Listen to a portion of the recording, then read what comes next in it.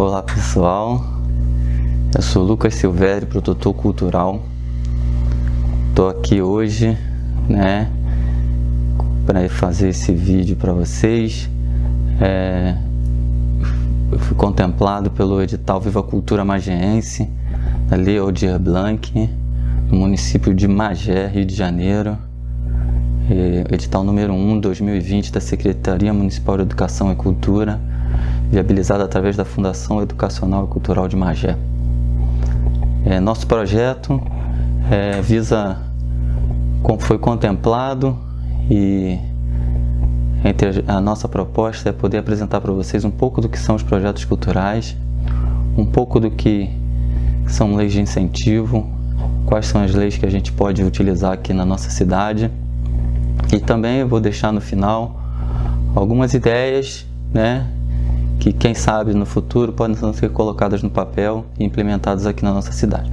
Bom, primeiramente, antes de começar, é muito importante a gente dar uma revisitada no conceito teórico do que são projetos, A gente sabe que tem uma vasta literatura aí na internet e tudo mais, mas fazendo um apanhado rápido, é muito importante a gente ter em mente o que é um projeto, e logo depois a gente vai seguir para o que é um projeto cultural. Um projeto, o que caracteriza um projeto é o fato de existir um objetivo específico, O projeto ele tem começo, meio e fim, então ele tem uma duração limitada, Ele tem um objetivo específico, então tem um objeto, algo a ser entregue, Ele possui recursos limitados. Como assim recursos limitados? Existe um orçamento e você precisa utilizar-se daquele orçamento para realizar aquele processo, entendeu? E por fim, ele é autônomo. O que seria o autônomo, Autônomo significa que ele não está vinculado a outras atividades de uma organização, por exemplo, O que diferencia um projeto, por exemplo, de um procedimento? Um procedimento é algo que é feito rotineiramente dentro de uma organização, não possui recursos limitados, o que significa que faz parte de um orçamento anual, bianual, semestral, Então, folha de pagamentos, essas coisas, rotina, procedimentos de pagamentos, E que, obviamente, entrega-se algo continuamente, Eu estou falando assim, mas vou dar um exemplo mais claro trazendo já para o nosso ramo da área cultural, Lucas, mas tudo que é cultura só existem projetos, não existem procedimentos culturais. Peraí, não existem procedimentos culturais? Como não? Suponhamos que você seja dono de um teatro, Então, o teatro é um equipamento cultural, certo? E esse teatro, ele tem o custo de manutenção dele, Então, ele tem limpeza, água, conta, luz, bilheteiro, todas essas coisas que você faz rotineiramente, todos os meses, todos os anos, Então, a existência de um teatro vinculado a uma organização não é um projeto cultural. Ele é vinculado a procedimentos. E esses procedimentos são os procedimentos de manutenção desse espaço. Entendeu? Agora, pegando o seu teatro, suponhamos que eu queira fazer uma programação anual e que todos os domingos eu vou ter uma peça de teatro infantil. Então, eu vou escrever esse projeto, dizer quais são os meus objetivos e vou realizá-lo. É um projeto cultural dentro de uma organização.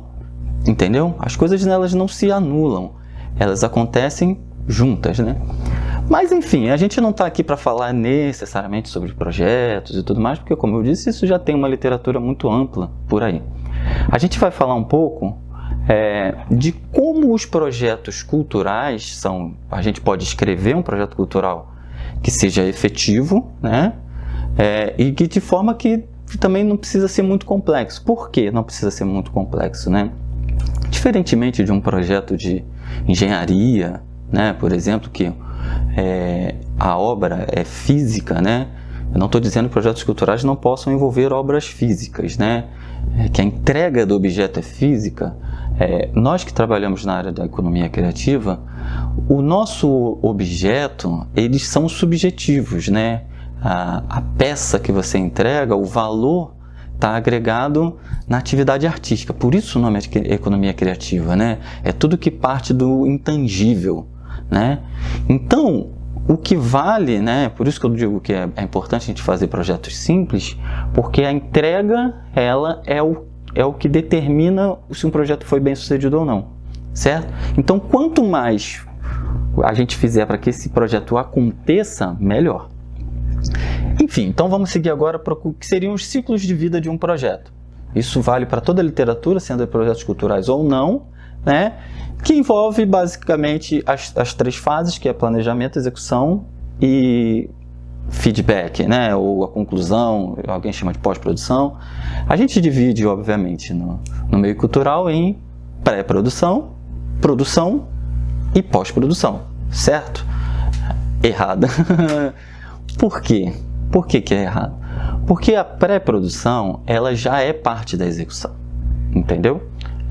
Quando nós falamos de planejamento, é a ideia sendo concretizada no papel. E é exatamente sobre isso que eu quero falar mais.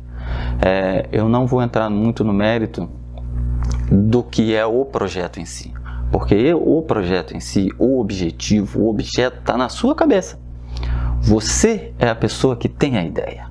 Você é o produtor cultural que tem algo que quer apresentar. Você é o artista, é o ator que quer falar com o público. Você é o músico que quer colocar a sua música para rodar, né? Então você que sabe qual é o seu objeto. Mas você precisa saber como estruturar isso para que você possa acessar as leis de incentivo, acessar os patrocinadores, acessar o público, né? Porque um projeto precisa ser apresentado, né? De forma que o público também se interesse por ele, para que ele possa ser realizado. Certo? Bom, vamos lá. Então agora vamos falar como podemos elaborar um projeto cultural. Eu vou falar aqui para vocês um pequeno passo a passo, mas lembrando aquilo que eu falei sobre o que são projetos. Não existe uma fórmula perfeita, né? Você vai encaixando dentro daquilo que é a sua ideia, né? Mas, Lucas, mas se não tem fórmula, como é que você vai me dar um passo a passo? É simples. É como a construção de uma redação, né? Você faz a introdução, o desenvolvimento e a conclusão. Para um projeto cultural ou para um projeto em geral, também é importante você ter aquele caminho que você vai seguir, certo? Então, um projeto cultural, né? Ele basicamente envolve essas etapas, no caso escritas, né, digamos assim, quando você está colocando no papel, né, não colocando em ação. A apresentação do projeto. A apresentação do projeto é o resumo, você colocar em palavras a ideia que está na sua cabeça. Lucas, que coisa complexa. Não, não é complexo.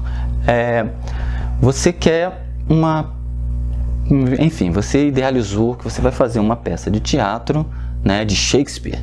Vai pegar um texto famoso de Shakespeare e vai fazer uma montagem, né? Então, o seu projeto é a realização de uma montagem da peça Hamlet de Shakespeare. É simples. É só isso, Lucas? O resumo, a apresentação? Sim.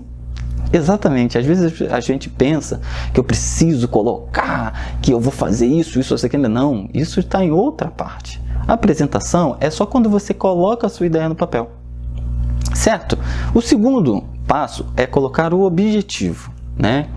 O objetivo, ele parte de um objetivo geral, que é o que já está descrito na apresentação, e o objetivo específico. É muito importante ter a especificidade do seu objetivo, porque é esse resultado que você pretende alcançar com o seu projeto, de acordo com os recursos que você está idealizando para o projeto, que é a planilha orçamentária. Então, a minha peça de Hamlet, de Shakespeare, eu vou fazer a montagem. Então, montagem é um passo, né? E vou fazer 50 apresentações na cidade de Magé. Né? Se eu tiver um local específico, posso colocar também, se eu já tiver esse local. Mas o meu objetivo específico são 50 apresentações na cidade tal, ou no estado tal, né? Ou se eu não tiver o local ainda, eu coloco somente as apresentações. público estimado, todas essas coisas, porque eu pretendo fazer num teatro para 200 pessoas, então eu vou fazer 50 apresentações, uma lotação determinada, eu vou atingir 10 mil pessoas, né? E por fim, né, ou se eu tiver algum tipo de contrapartida social inclusa nesse projeto, eu também coloco aqui realização de 2 palestras, o workshop de maquiagem, né, enfim, tudo que for mensurável precisa estar nos objetivos específicos, certo? A terceira parte é a justificativa, né? Eu costumo dizer que a justificativa ela passa por 4 perguntas, só precisa responder essas 4 perguntas, né? Que é o porquê estou fazendo esse projeto, para que estou fazendo, com quem estou fazendo e onde estou fazendo, né? Algumas pessoas gostam de incluir o como, né? Eu não acho que o como deve entrar na justificativa, porque o como você vai colocar mais para frente, que são as etapas de trabalho, né? Onde você coloca como você vai fazer, né? Aquele cronograma. Então, a própria planilha orçamentária já é o como. Então, por que estou fazendo, né? Então, o que te motiva a fazer? Para quê, né? Qual o impacto que isso vai causar naquela comunidade, né? Com quem, então quais são as pessoas envolvidas, né? E onde, né?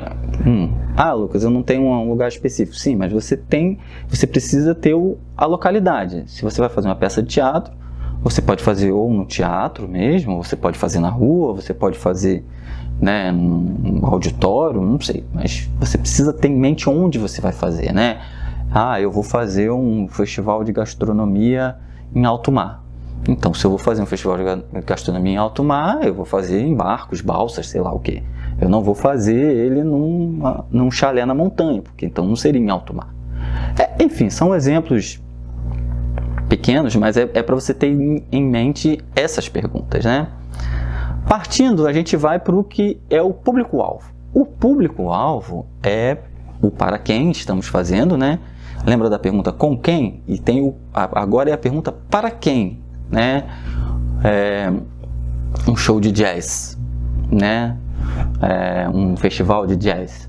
Então eu tenho um determinado público-alvo na cidade de Búzios, um show de jazz, então vai incluir famílias, o público majoritariamente ali entre 30 e 45 anos, né? Ou eu vou fazer uma peça de teatro infantil, então a classificação livre, então o meu público-alvo já são crianças e adolescentes, e respectivos pais, professores. É muito importante determinar qual é o seu público-alvo, porque isso também determina quais são as empresas ou pessoas que podem serem parceiros do seu projeto, né? Porque o seu público-alvo enquanto projeto precisa ser o público-alvo dessas empresas também. Seguindo, nós temos a equipe, né? A equipe é um pouco do com quem, né? Daquela pergunta lá da justificativa. Mas aqui você tem que colocar aquelas pessoas que são ou imprescindíveis ou que trazem valor ao seu projeto, né? Exemplo, eu vou fazer um musical, né? Então eu vou contratar o coreógrafo XYZ, que é um coreógrafo de renome no meio, para dar valor ao meu projeto, né?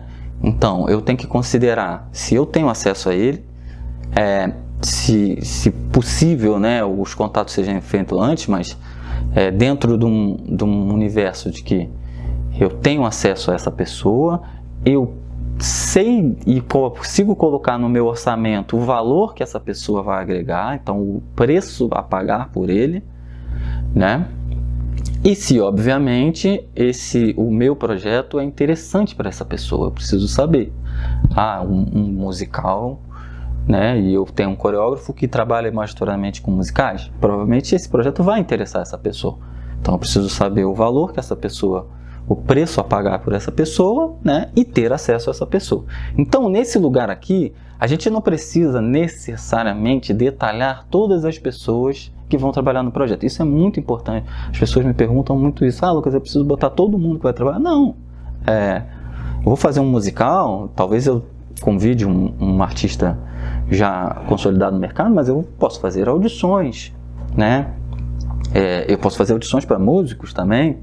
Eu posso, ou eu posso ter lá na minha planilha um técnico de som que, quando eu for realizar, eu vou fazer os contatos e ter aquele técnico de som que eu achar que se enquadra melhor na minha situação. Mas aquelas pessoas que trazem valor ao projeto, é importante estar aqui, porque isso vai entrar na apresentação do projeto. Certo? Próxima etapa é o cronograma. O cronograma, isso não é exclusividade de projetos culturais, isso vale para tudo quanto tipo de projeto. Você tem o que você planeja, né, e à medida que você vai executando, você tem o que foi executado, que se chamam earned value, né? Então, à medida que você vai executando, você vai concluindo as etapas, né? A dica importante aqui, né, e isso já também está consolidado entre projetos, você precisa mensurar em unidades de tempo que sejam atemporais. Nossa, Lucas, você confundiu tudo na minha cabeça agora, né? Unidades de tempo atemporais. E, ao invés de eu dizer que vou realizar o projeto de janeiro, fevereiro e março, né, eu vou dizer que o meu projeto será realizado em 3 meses. Então, é uma unidade de tempo, mês, e ela é atemporal. Então, eu posso jogar ela para frente ou para trás, né? E eu coloco as etapas dentro dessas unidades. Ah, só pode ser mês? Só pode ser... Não, pode ser dia, pode ser até horas, se dependendo do tipo de projeto que você tiver. Um projeto de um dia, né? Um projeto de um dia. Existem projetos de um dia. Então, eu vou colocar aquele cronograma detalhadinho, hora a hora. Não, de 7 às 8. Não de 7 às 8. Na hora 1, né? Vai ter o brunch, café da manhã, não sei. Hora 2, hora 3, hora 4, entendeu? Então, unidade de tempo atemporal. É a unidade de tempo atemporal, né? A segunda dica muito importante é que você precisa dos marcos, né? O que são os marcos, né? São pequenas entregas dentro do próprio projeto que desencadeiam outras entregas. Exemplo, eu não posso estrear a minha peça sem ensaiar, né? Ou pelo menos se a peça já tiver ensaiada, ou sem passar o som, ou sem montar o som, entendeu? Porque a apresentação ela depende de uma etapa anterior. Então, o ensaio é um marco, né? O design de som é um marco, né? Não precisa ir nesse nível, você pode considerar que a montagem como um todo é um marco, né? Então você inclui o design, os ensaios, tudo. Mas é importante que você tenha os marcos. Eu vou fazer uma circulação, né? Então a circulação ela pressupõe que eu vou fazer um mês em São Paulo, de uma peça de teatro, e depois eu vou de cidade em cidade. Eu posso colocar a temporada de São Paulo como um dos marcos. Então, quando eu terminar a temporada de São Paulo, eu vou partir para outra etapa do meu projeto. Nos projetos culturais, os marcos, eles geralmente são o que a gente chama de pré-produção, o grande marco, né? Então, você termina a sua pré-produção e aí você está pronto para fazer o projeto acontecer de fato, né? E depois você terminar daquela fase, você faz os fechamentos e tal, e faz a prestação de contas e tudo mais. Então, não precisa, e eu não recomendo, que se crie muitas etapas, né? A gente não está falando aqui de um projeto de construção de um navio, por exemplo, que você precisa de muitas coisas dependem uma da outra, né? A gente pode fazer muita coisa concomitante, e isso é importante também, né? Porque os marcos, eles não precisam necessariamente estarem ligados a todas as atividades. Então pode ser um marco ligado a 5 atividades, um marco ligado a um outro marco, né? Um outro ponto do projeto. Enfim, isso aí é colocando no papel. A próxima etapa é o orçamento, né? O orçamento, ele é uma etapa muito sensível. E por que eu falo sensível? Porque cada localidade, cada segmento possuem valores muito diversos, né? Então você tem que fazer a pesquisa de mercado ou ter o conhecimento com a prática, né, de quais são os valores aplicados no seu segmento.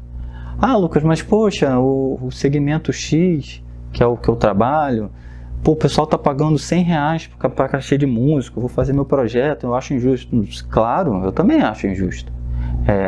E se você quer ter um projeto que tenha valor, bem sucedido, e que você tenha as melhores pessoas, você tem que entender a realidade que você está inserido. Dito isso, não somos nós, né, que determinamos, né, necessariamente como a situação está, né? A gente está envolvido em outras coisas, está envolvido na sociedade, envolvido economicamente, socialmente, artisticamente. Então, na hora de construção do seu projeto, a minha dica esteja o mais próximo da realidade, o mais próximo. E quando eu falo isso não pague pouco às pessoas que estarão envolvidas no seu projeto, porque isso vai fazer com que as pessoas trabalhem motivadas, mas também não pague muito, porque senão você vai estar inviabilizando o seu próprio projeto. Certo? Ah, não, então eu vou contratar fulano que é meu amigo, eu gosto muito dele, ele está desempregado, e eu vou contratar ele e vou botar R$10.000 o salário dele. Tá, tudo bem, mas você está impactando toda a sua cadeia de produção do projeto, que pode ser que o seu projeto não aconteça e fulano continue sem trabalho. Entende o que eu estou falando? É muito sensível, mas você tem que ter aquele sentimento menos emocional e mais racional. Tudo bem? Fora isso, você tem que ter todas as rúbricas idealizadas no projeto, né? Então, cenografia, design, todas essas coisas, mídia, hoje em dia é muito importante, mídias sociais, a divulgação do projeto, isso é outra dica muito importante, gente. Não menosprezem a divulgação. Por quê? O artista, nós que trabalhamos com arte, nós fazemos, a nossa entrega para o público, seja ele presente, seja ele virtual, seja música, a pessoa vai ouvir, a nossa entrega é para o público. Então não menosprezem a divulgação, a divulgação é muito importante para o projeto. Poxa, eu vou ter que gastar 20%, 30%, né, que são as médias percentuais de divulgação do projeto. Para fazer o projeto, sendo que sim, porque primeiro que se você captou recursos para esse projeto, né, e ele envolveu o dinheiro de terceiros, não necessariamente do governo, mas de terceiros, patrocinadores, apoiadores, investidores, né, eles precisam ter o retorno. E o retorno ele parte da aceitação pública. Então não menosprezem a divulgação. Por fim, né, isso segue o projeto, o plano de divulgação, plano de mídia, é importante você já ter.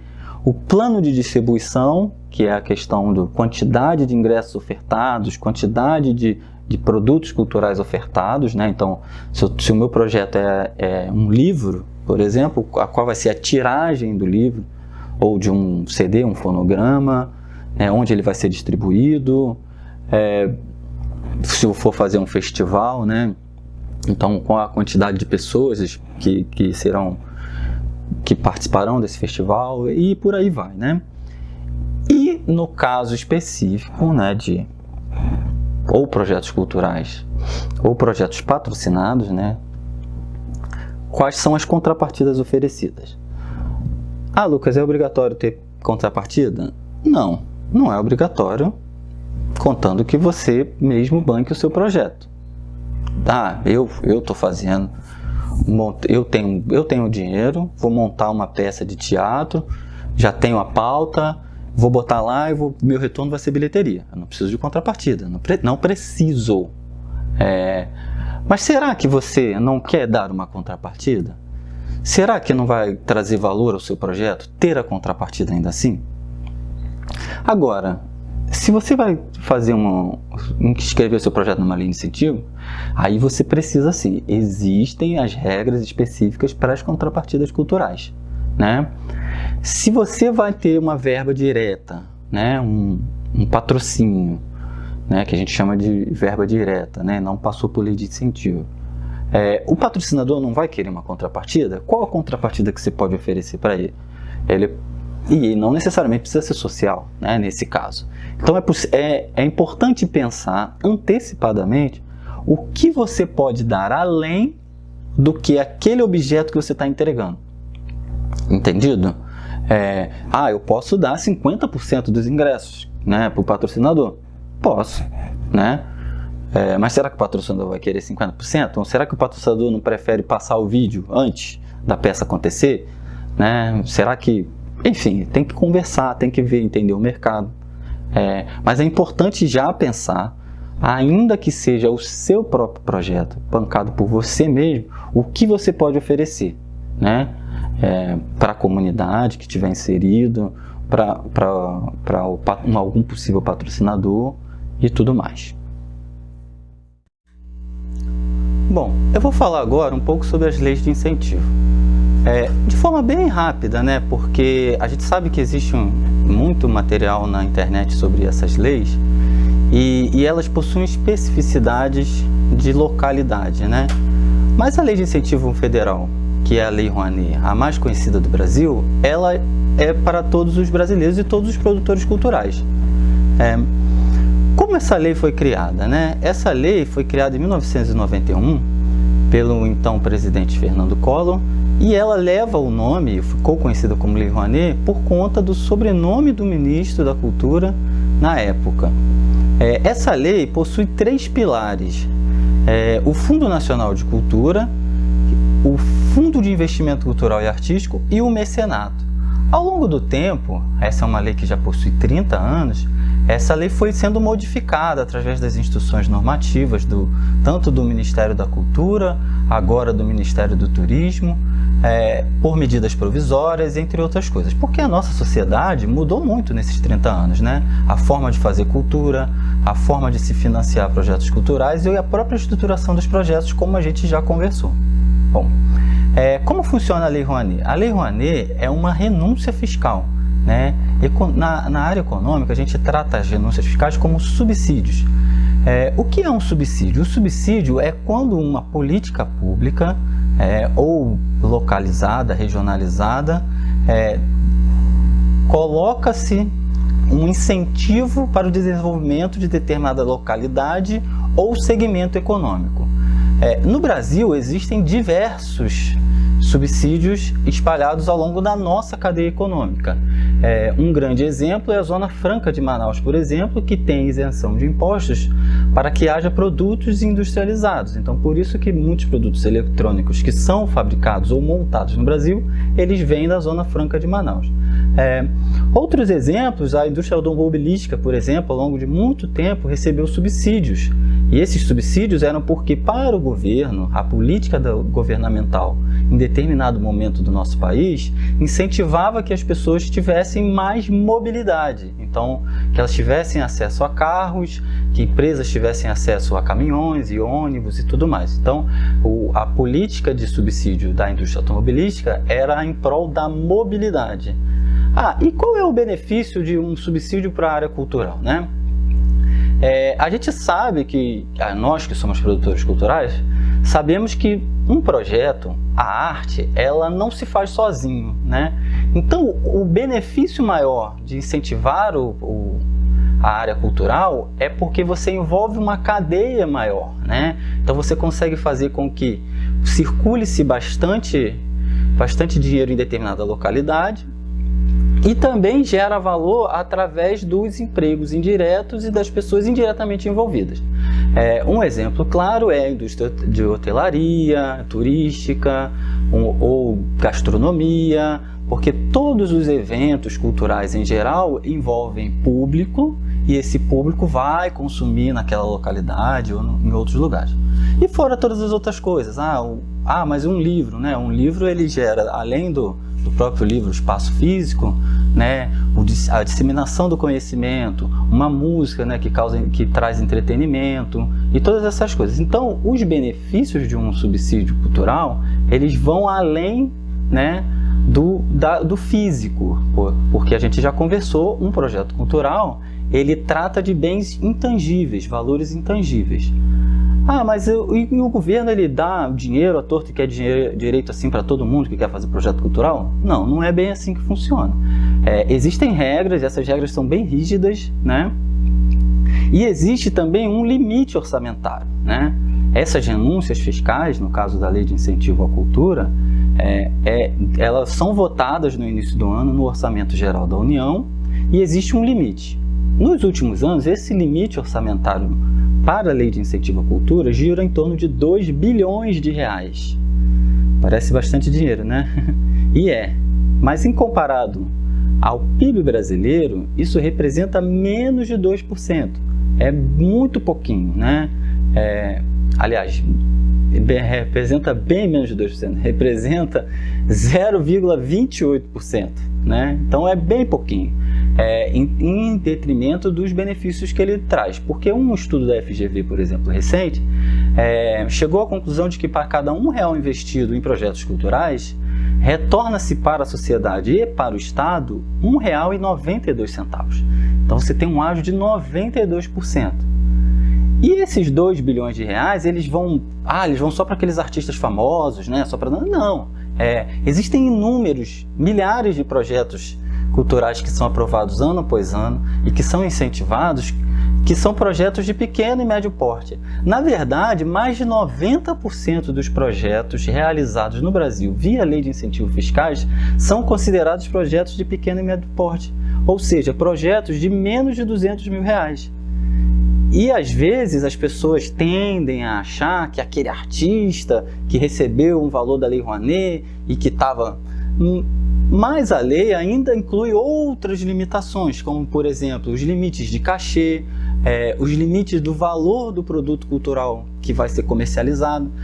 Como exemplo, uma peça de teatro que recebeu um incentivo.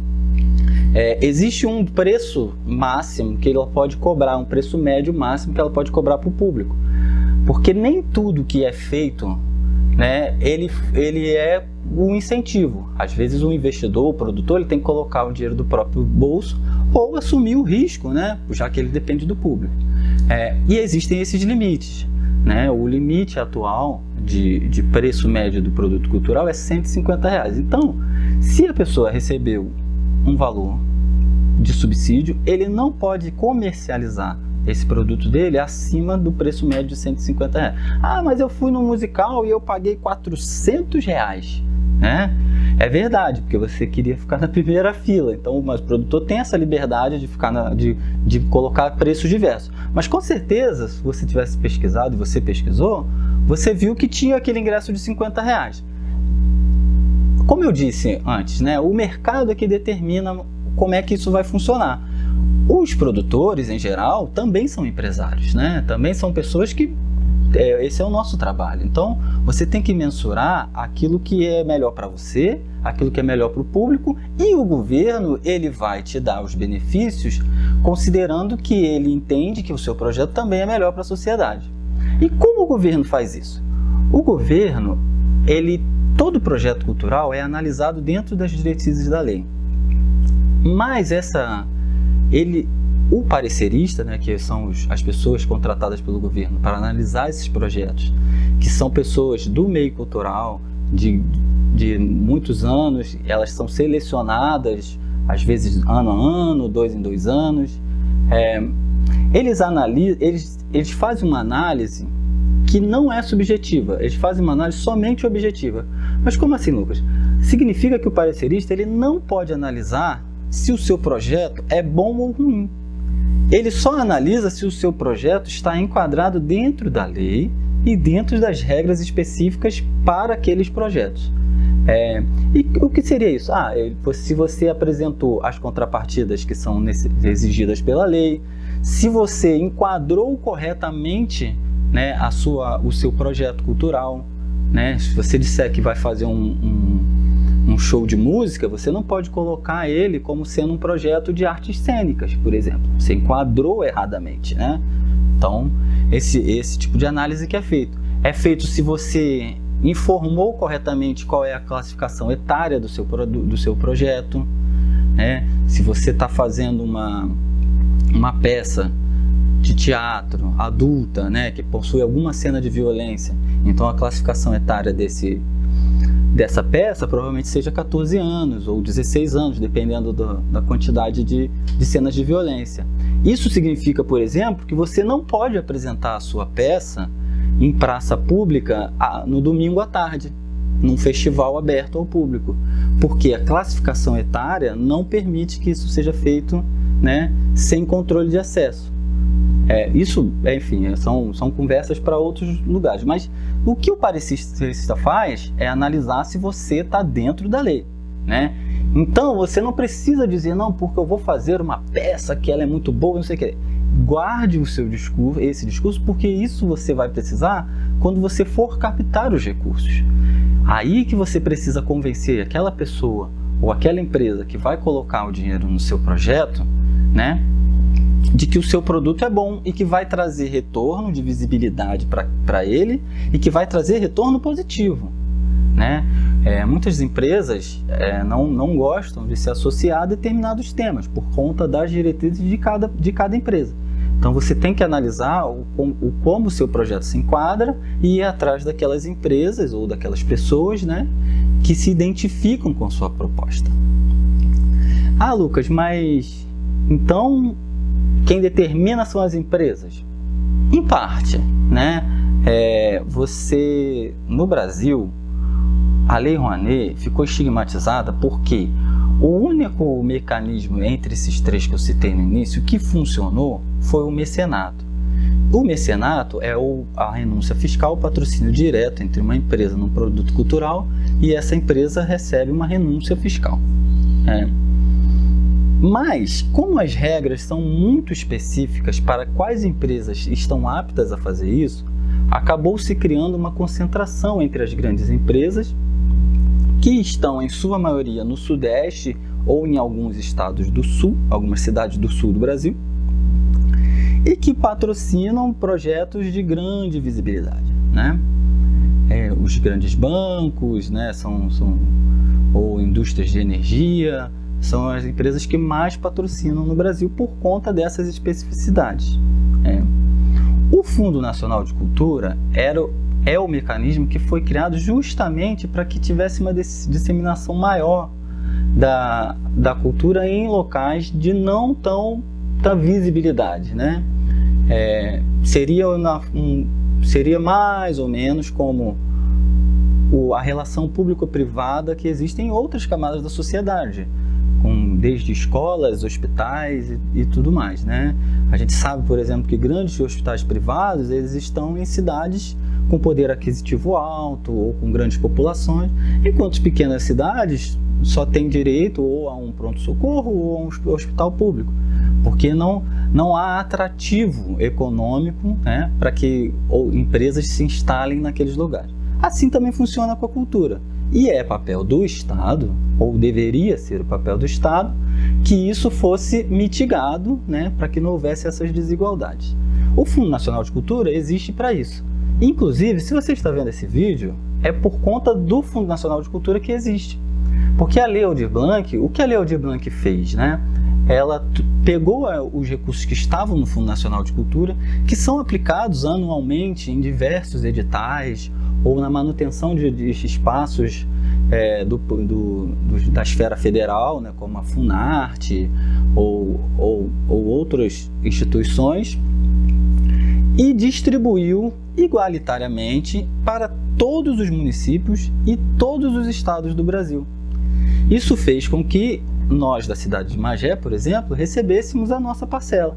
E essa parcela foi dividida entre os produtores culturais da nossa cidade, que estão realizando projetos, atividades online, né, e entregando para a nossa cidade novas formas, né, de se fazer cultura. Isso, para a nossa cidade, foi muito importante, porque é uma cidade que, em geral, não vinha recebendo esses recursos.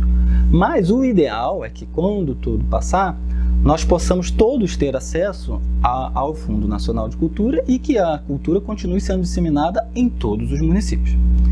Bom, para se inscrever um projeto na Lei Rouanet, existe uma plataforma que se chama Salic. Eu não vou detalhar ela aqui para vocês, mas você pode se inscrever tanto pessoa física como pessoa jurídica, né? Você bota lá, cria um cadastro e começa a escrever o seu projeto daquela forma que eu te ensinei de como se escreve um projeto cultural, né? Ah, Lucas, eu posso escrever um projeto, eu só preciso ter um CNPJ e vou lá e escrever meu projeto. Não, não é bem assim. Você só pode se inscrever enquanto empresa se a sua empresa tiver uma atividade cultural condizente com o produto, o objeto que você está pleiteando.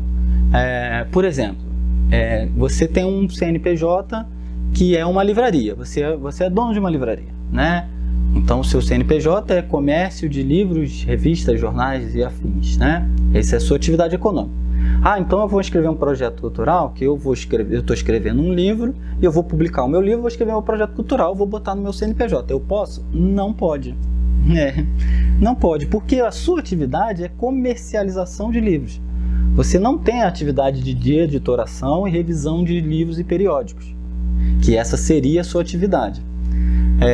Então, existe lá na Instrução Normativa da Secretaria Especial da Cultura quais são as atividades para cada determinado segmento, né? A pessoa que vai fazer uma peça de teatro precisa ter os quinais, né, que são os códigos de atividade econômica relacionados ao teatro. Assina música, assina livro, patrimônio histórico e tudo mais. Por que isso acontece? Ah, mas isso é uma burocracia, esse negócio, para que serve? É porque a sociedade, o governo, tudo, eles são estruturados em cima das coisas que você pleiteou para que você tivesse aquela atividade econômica. No jargão popular é para não virar bagunça, né, literalmente. Eu não posso agora, do nada, cismar de que eu posso exercer a contabilidade, sendo que eu não tenho curso de contabilidade, eu não tenho registro de contador, entende? Mas eu sei fazer, tudo bem, você saiba fazer, mas você precisa estar autorizado a fazer, né? É a mesma coisa, comércio, todas essas coisas você precisa para que haja um mínimo ordenamento social. Então, no setor cultural, isso também acontece. Porque às vezes a gente, que é o fazedor de cultura no final da linha, né, acha que não, é só ir lá e fazer, eu só quero ir lá contar minha história. Tudo bem, a arte ela é feita assim, no impulso. Mas o ordenamento social ele necessita de tudo isso. E as leis de incentivo são dinheiro público. E o dinheiro público eles precisam ser resguardados pela lei. Bom, falei da Lei Rouanet um pouco, né, um pouco da história, um pouco do porquê ela existe. E eu vou falar um pouco aqui como outras leis de incentivo existem, né? Porque o nosso país ele é dividido em determinadas esferas, né? A União, que é o que a gente chama de país, né? Os estados federativos e os municípios. E alguns municípios possuem algumas subdivisões, subprefeituras, distritos, né? Mas basicamente nós temos 3 esferas do Poder Executivo. E cada esfera tem pela lei determinada, pelo Código Tributário Brasileiro, elas têm uma determinada autonomia para cobrar sobre determinadas coisas, né? Os impostos sobre renda em geral e sobre valor, né, que a gente fala, né, sobre valor agregado, eles são da esfera federal. Então imposto de renda, IPI, né, contribuição social sobre o lucro líquido, todas essas coisas elas são vinculadas à esfera federal. Tudo que é relacionado à circulação, né, ele geralmente está vinculado aos estados, né? Então aí entra o ICMS, principalmente, né? E algumas taxas, por exemplo, o IPVA. O IPVA, embora a gente pense que é um imposto federal, ele é sobre propriedade e ele é estadual, né? Então, se você tem um carro e ele está emplacado no Rio de Janeiro, por exemplo, o imposto que você paga vai para o estado do Rio de Janeiro, né? E sobre os municípios, eles têm os impostos sobre a prestação de serviços, né? E sobre a territorialidade, que é o IPTU, né? Então, muitos estados brasileiros, eu não posso afirmar categoricamente, mas eu acredito que quase todos os estados brasileiros implementaram políticas, leis de incentivo estadual para projetos culturais. Por quê? Por conta de tudo aquilo que eu já expliquei, né? Os projetos culturais, eles trazem valor econômico, valor social, desenvolvimento. Então, para os estados também é interessante, né? Ah, Luca, mas por que o estado, ele não, ou o país, ele não simplesmente pega esse dinheiro e aplica diretamente, né, nos projetos culturais que forem aprovados, né? Essa resposta é uma resposta difícil no sentido de que você incorre no risco, né, de que isso fique muito restrito a um grupo muito pequeno de pessoas para analisar toda essa gama de projetos e determinar quais que devem ou não ser realizados. E aí sai daquela impessoalidade que eu falei, da subjetividade, passa para a objetividade. Esse é um caminho perigoso, né? O estado de São Paulo, por exemplo, está flertando com esse caminho, a gente não sabe como vai ficar, e também não deixa de ser uma experiência, caso ele seja implementado, para a gente entender se isso é melhor ou pior, né? Mas, em geral, o principal argumento para que isso não seja feito é o fato do fomento ser direto. Como assim o fomento é direto? O fomento direto significa que a arrecadação não precisa passar pelo Estado para que ela seja direcionada para um projeto cultural. Ela é direcionada diretamente. Então você não tem o custo administrativo de realizá-lo.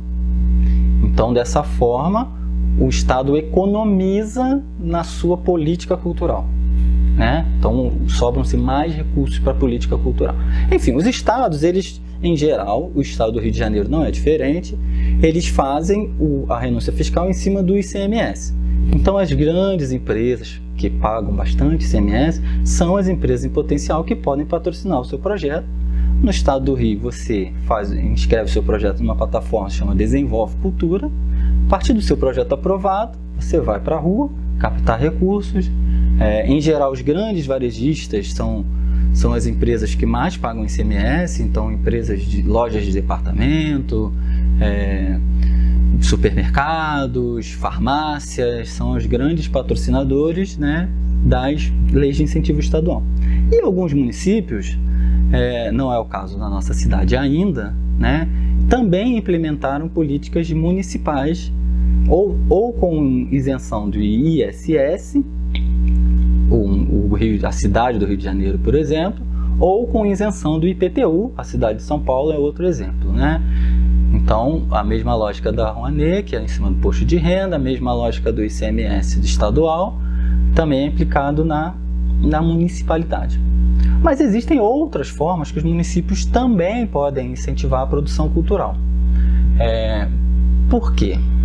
Eu costumo dizer que entre todas essas esferas, a única que gerencia um local físico são as prefeituras, né? Porque a cidade existe, ela fisicamente existe. O Estado é uma conjunção de muitas cidades.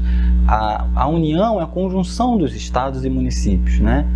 Mas a cidade, ela tem a territorialidade, né? Então, a cidade, ela, como exemplo, ela pode incentivar que empresas se instalem na sua cidade através da isenção da taxa de funcionamento anual, empresas culturais. Ela pode reduzir o valor do imposto sobre serviço de determinadas atividades que ela entenda que é mais vantajoso, então a produção audiovisual ou a própria produção teatral, para que empresas se sintam incentivadas a realizar os seus projetos culturais naquela cidade, né? Enfim, a cidade, ela também pode criar condições através de equipamentos culturais públicos que possam ser utilizados pelos produtores culturais, né? Pode dar isenção de taxas de locação para a produção audiovisual, então incentivar que pessoas ou produtores gravem os seus comerciais, os seus filmes na cidade, né? Então, essas são algumas das muitas ideias que existem e que trazem desenvolvimento econômico para a cidade através de projetos culturais. O nosso papel enquanto fazedores de cultura aqui na nossa cidade, falando especificamente da nossa cidade de Magé, é batalhar para que a gente consiga, que esse ano de 2020, esse aporte da Lei Aldir Blanc não seja isolado e que a gente tenha uma produção cultural pujante na nossa cidade e assim a gente possa estar cada vez mais trazendo tanto desenvolvimento econômico e social, mas um desenvolvimento artístico, intelectual, né, que todos aqueles bens intangíveis que um projeto cultural tem. Bom, é isso. Eu agradeço quem assistiu um pedacinho, ou ficou até o final, ou ficou até agora. Lembrando que esse projeto foi financiado pelo Edital da Cultura Magiense, número 01/2020, da Secretaria Municipal de Educação e Cultura, através do Ministério do Turismo, Secretaria Especial da Cultura, a Lei Aldir Blanc. Eu quero deixar um abraço especial também ao meu amigo Eric Fanuel, que muito nos ajudou para a realização desses projetos, todos esses projetos estão sendo entregues na cidade. É um incansável fazedor de cultura da nossa cidade e que eu tenho certeza de que por os próximos anos continuará ainda sendo uma pessoa muito importante para a nossa cidade. Um abraço e até breve!